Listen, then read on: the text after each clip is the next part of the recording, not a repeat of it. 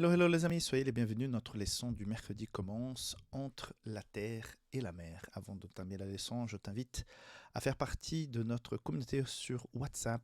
Le lien est en bas dans la description de cette vidéo. Tu peux en faire partie juste en cliquant.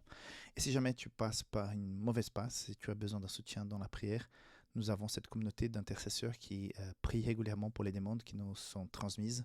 Donc n'hésite pas, le formulaire pour remplir la demande est aussi en bas dans la description de la vidéo. Ok. Entre la terre et la mer, donc on part d'Apocalypse, de Daniel, et on va vers Apocalypse.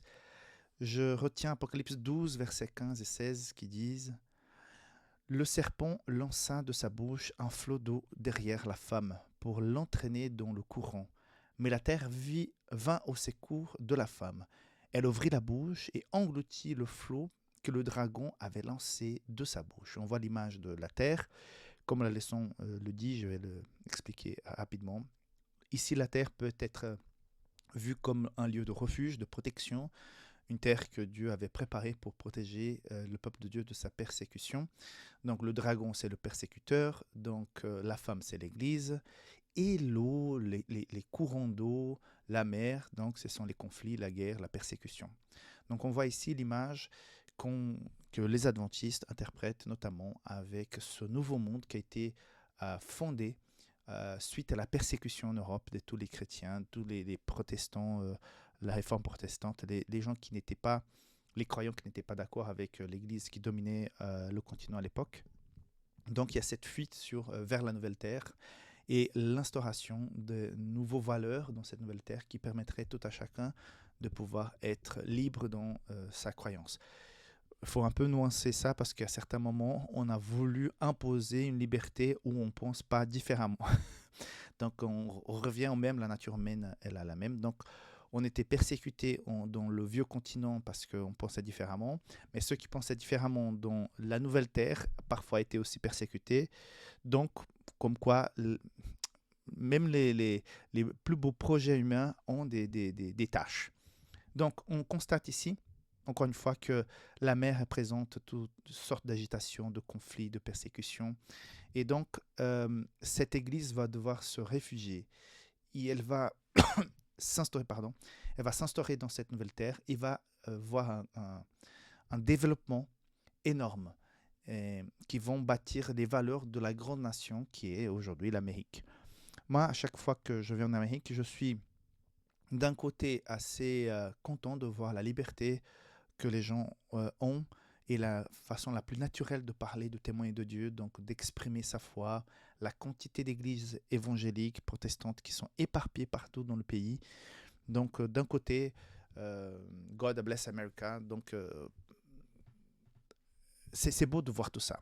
Mais en même temps, on constate par les prophéties et on voit un peu dans certaines lois de ce pays que cet agneau peut se transformer rapidement dans une espèce de persécuteur. Donc, on voit par les prophéties que cette terre qui a été à un moment donné une terre d'accueil, de protection, va à la fin des temps, donc selon les prophéties, devenir aussi en même temps une terre non plus de protection, mais des persécutions. Les lois poussées à un extrême où même la liberté d'adorer sera donc remise en cause. Il va falloir être uniforme dans l'adoration et ça va poser problème. Donc, en gros, c'est ça que la leçon nous rapporte aujourd'hui. Apocalypse dit clairement que la paix va s'installer un jour, mais avant l'installation de cette paix, il y aura une période de persécution. Ce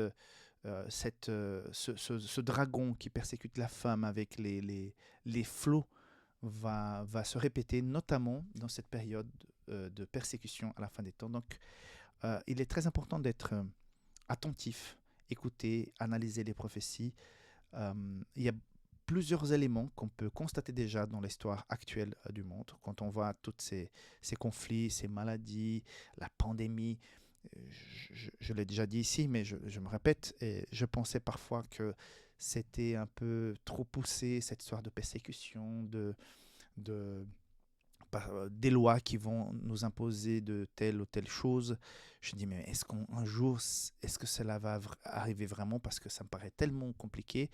Mais avec tout ce qu'on a vécu avec le Covid, On a tous constaté que l'État a un pouvoir immense et que la majorité des gens suit l'État aveuglement. Et on verra que des lois qui aujourd'hui paraissent invraisemblables vont être acceptées avec un naturel incroyable si l'État, si les moyens de communication officialisent la chose. Donc, ces prophéties qu'on ne sait pas si ça va arriver, mais quand on regarde le passé, on peut que dire oui, ces prophéties vont effectivement arriver, puisqu'on voit dans la nature humaine et dans l'histoire qu'à chaque fois, elles se sont accomplies.